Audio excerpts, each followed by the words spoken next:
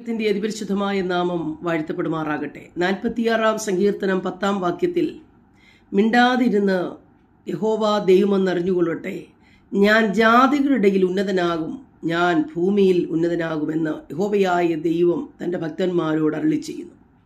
രാവിലെ സമയം നിരാശയുണ്ടാകുവാൻ കാരണം നിൽക്കുന്ന ഇടത്തു നിന്ന് ഭൂമി മാറിപ്പോയതുപോലെ എന്ന് പറഞ്ഞാൽ ഏറ്റവും വലിയൊരു താഴ്ചയിലേക്ക് ഞാൻ പോയി എന്ന് തോന്നുന്ന സാഹചര്യം.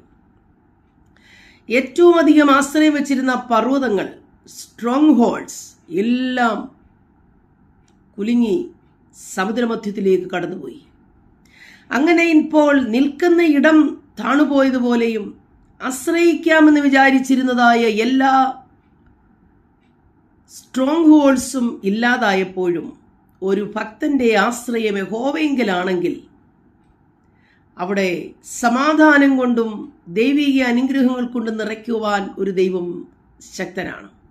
സർവശക്തിയുള്ള ദൈവം പറയുന്നു, ഞാൻ സമാധാനത്തിൻ്റെ ദൈവമാണ്.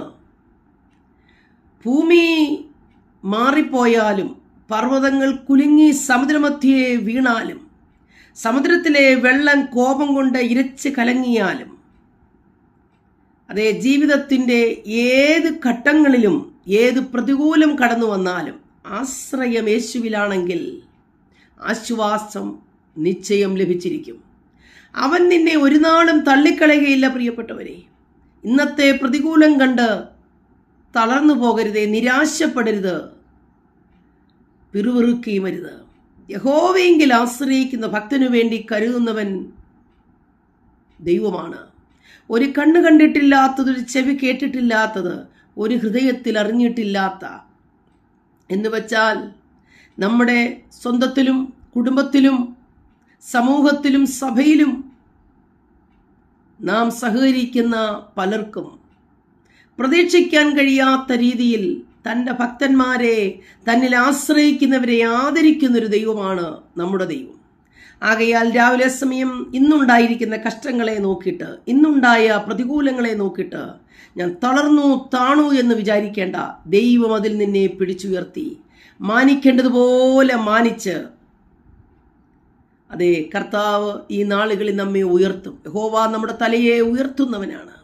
അവൻ നമ്മെ ശക്തിയോടെ അവൻ്റെ മഹിമാസനത്തിൽ നിന്നുകൊണ്ട് നമുക്ക് വേണ്ടി അരുളി ചെയ്യും. യഹോവ അരുളി ചെയ്യുന്നത് പോലെ തന്നെ നമുക്ക് വേണ്ടി സംഭവിക്കും.